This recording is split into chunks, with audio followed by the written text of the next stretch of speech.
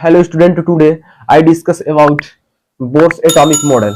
हम इस वीडियो में बोर के परमाणु मॉडल के बारे में बताने जा रहे हैं। हमने पिछले वीडियो में रदरफोर्ड के परमाणु मॉडल के बारे में बता दिए हैं, बट हमने उसकी कमियां नहीं बताया। अब ये देखिए उसकी कमियां क्या क्या रहा। जो भी कमियां रहा उसने बोर वैज्ञानिक ने उसको मॉडिफाई किया, उसको अच्छा किया।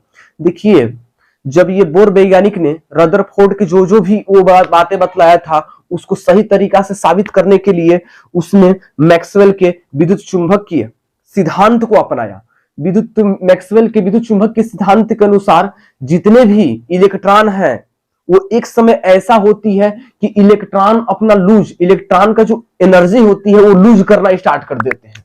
तो जब ये लूज करना स्टार्ट कर देते हैं तो एक समय ऐसा भी आएगा वो नाभिक में जाकर इलेक्ट्रॉन गिर जाएगा, लॉस हो जाएगा। तो ये बातें बेसिकली उसने नहीं बताया।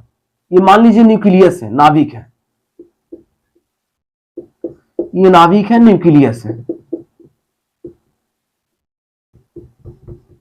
बेसिकली ये नहीं बताया कि ये लास्ट में जाकर ये लूज हो सकते हैं, बट इसमें विद्युत मैक्सवेल के सिद्धांत के अनुसार देखा जाए तो ये जाकर ये लूज हो जाते हैं। तो इसको भी बोर वैज्ञानिक ने इसको सिद्ध किया था।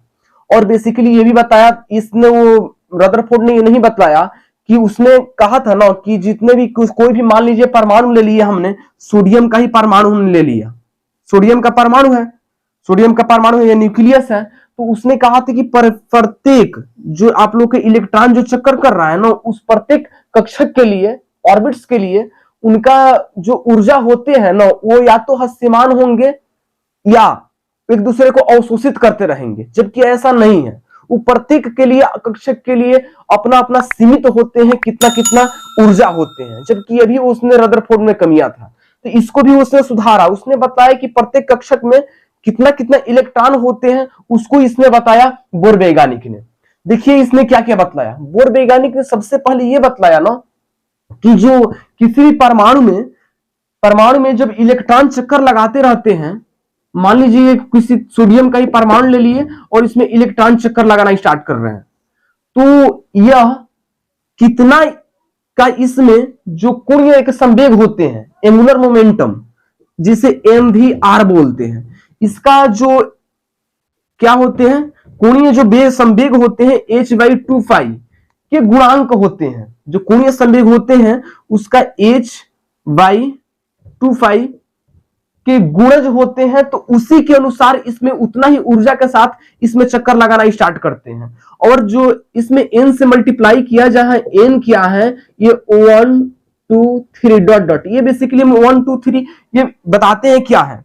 बेसिकली जो किसी भी बोर ने बताया कि किसी भी परमाणु है, मान लीजिए सोडियम का परमाणु, इसके अंदर नाभिक होते हैं, तो ये एक एक करके जो इलेक्ट्रॉन जिसमें गति करती है ना, इसको कक्षक नाम दे दिया, ऑर्बिट्स कहा उसने। और इसके बाद जो ये कक्षक तो कह दिया, और जिसमें इलेक्ट्रॉन को जिस जगह दर्शाते हैं ना उसका नाम सेल रख दिया, कोष रख दिया, ये सब कह दिया कोष है।